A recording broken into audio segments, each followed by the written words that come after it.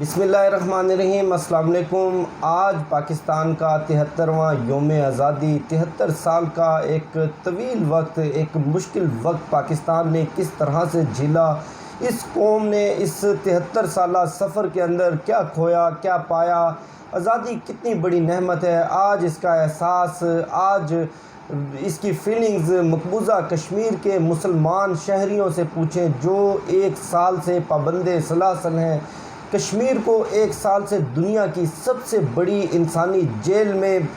تبدیل کر دیا ہے بھارت کی قابض افواج نے۔ ایک ایسی ریاست جو کہ جس کا اپنا جھنڈا تھا، اپنی شناخت تھی، اپنا قانون تھا، اپنی پارلیمان تھی، اپنی حکومت تھی اور اس کے ساتھ ساتھ اپنا ترانہ تھا، کس طرح سے اس پر شب خون مارا گیا اور ان کی آزادیوں کو سلب کیا گیا۔ اگر آزادی کی قیمت پوچھنی ہے تو آج بھارت کے ان مسلمانوں سے پوچھیں جن کو بھارت کے اندر دوسرے درجے کا شہری بنا کر رکھ دیا گیا ہے۔ نہ ان کو مذہبی آزادیاں حاصل ہیں، نہ ان کو شخصی آزادیاں حاصل ہیں، ہر طرح سے ان کے خلاف ریاستی دہشت گردی اور جبر کا بازار گرم ہے۔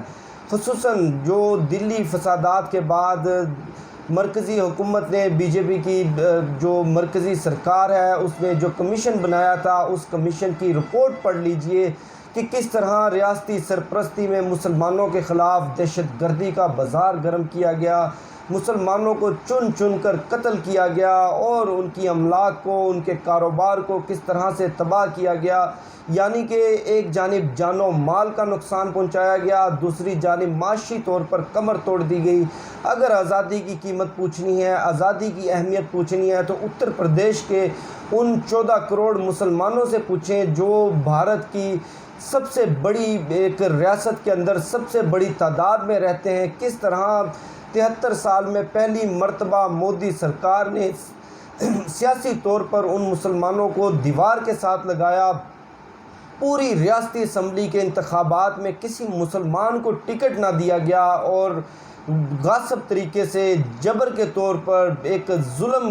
کے طور پر، ایک ظلم کی علامت کے طور پر پوری ریاستی اسمبلی کے اندر دھاندلی کے ذریعے انتہا پسند ہندوؤں کو کامیاب کروایا گیا اور پورے بھارت میں بسنے والے ان 25 کروڑ مسلمانوں کو پیغام دیا گیا کہ آج سیاسی دھارے میں، مرکزی دھارے میں تم لوگوں کی کوئی ضرورت نہیں، تم دوسرے درجے کے غلیظ انسان ہو، دوسرے درجے کے غلیظ شہری ہو، تم لوگوں سے کسی قسم کی مشاورت نہیں کی جائے گی، سیاست میں کوئی کردار نہیں دیا جائے گا۔ اور تو اور اس اتر پردیش کی ریاستی اسمبلی میں آدتیہ ناتھ جوگی جیسے ایک انتہا پسند ہندو کو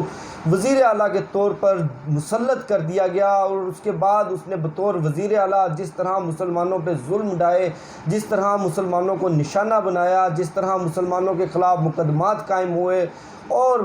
جو وہاں پر احتجاج کے دوران جو جلاؤ گھراؤ ریاستی پولیس کی سرپرستی میں، مرکزی حکومت کی سرپرستی میں کروایا گیا، جبراً اس کا حساب بھی مسلمانوں سے لیا گیا، مسلمانوں کی املاک کو ضبط کر لیا گیا۔ یعنی کہ ہر طرف سے بھارت کے اندر مسلمان پس رہا ہے، ظلم کا نشانہ بن رہا ہے۔ اس کو تھوڑا سا پاکستان کے حالات میں، پاکستان میں جس طرح سے ہمیں آزادیاں حاصل ہیں، جس طرح سے ہمیں ایک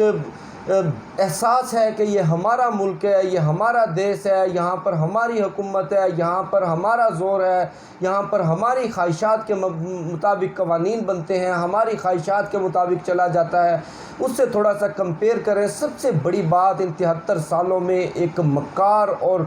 7 گنا بڑے دشمن کی موجودگی کے باوجود پاکستان نے جس طرح سے اپنی سالمیت کو یقینی بنایا، جس طرح سے اپنی آزادی کو یقینی بنایا، آج افواج پاکستان کا شمار دنیا کی چھٹی بڑی اور بہادر ترین افواج میں ہوتا ہے۔ پاکستان کا آج دفاع جس طرح سے ناقابل تسخیر ہے، اس کی مثال نہیں ملتی۔ اس آزادی پر، اس یوم آزادی پر رب کے حضور جتنا بھی شکر ادا کیا جائے کم ہوگا۔ اب ذرا آ جاتے ہیں سیاسی حالات پر۔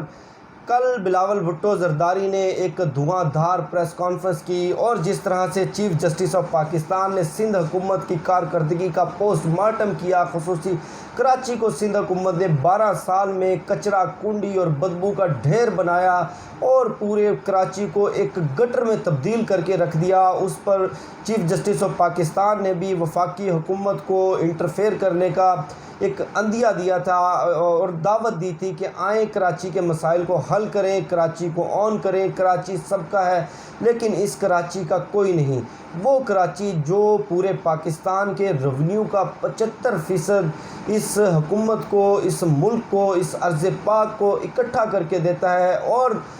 سندھ کے ٹوٹل ریونیو کا 90% صرف اور صرف کراچی سے حاصل ہوتا ہے۔ اس کراچی کے ساتھ جس طرح سوتیلی اولاد کا سلوک کیا گیا، جس طرح سے برباد کیا گیا،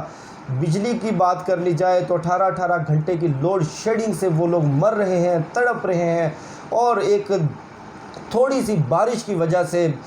جس طرح لوگ تکلیف اٹھاتے ہیں، جس کرب کا سامنا کرتے ہیں، اس کا احساس ہم لوگ نہیں کر سکتے۔ ایک رپورٹ کے مطابق 2 سالوں کے اندر کرنٹ لگنے سے کے الیکٹرک کی غفلت کی وجہ سے 50 سے زائد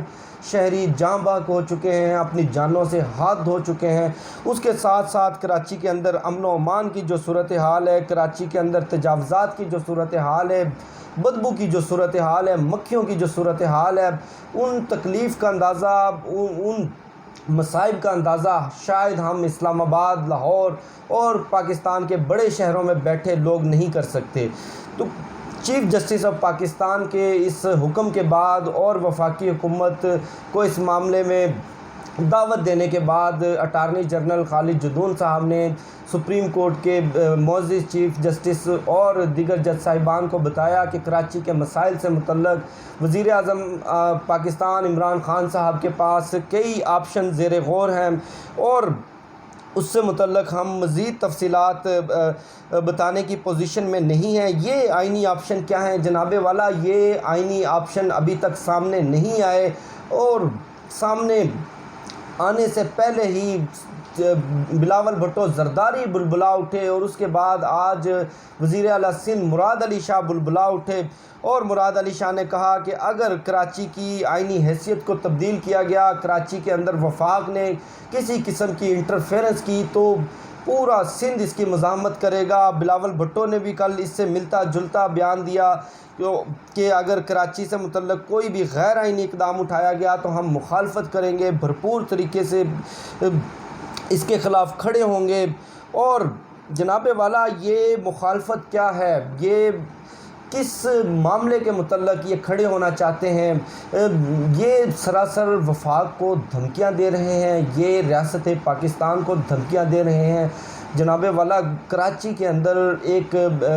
محتاط اندازے کے مطابق، ایک رپورٹ کے مطابق، رپورٹ کیا ہے، یہ نثار مورائی کی، عزیر بلوچ کی اور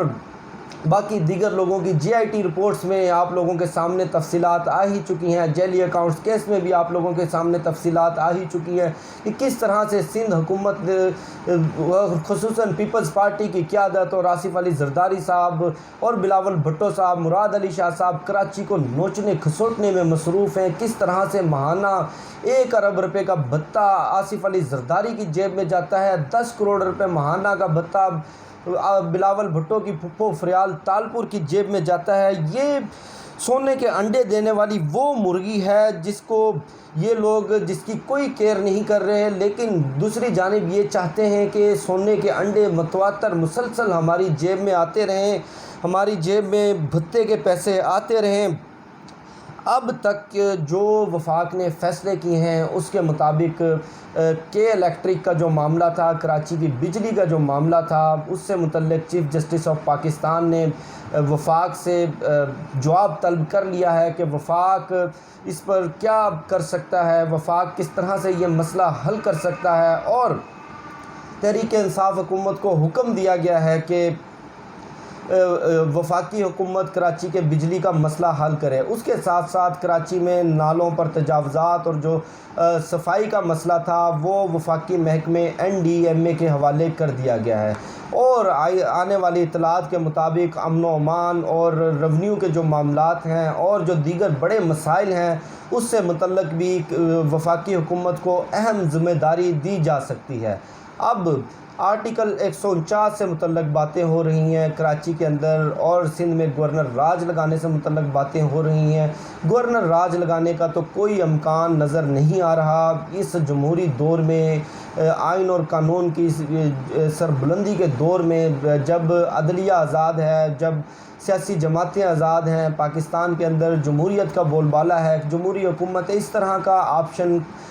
کسی صورت استعمال نہیں کیا جا سکتا۔ ہاں، آرٹیکل 149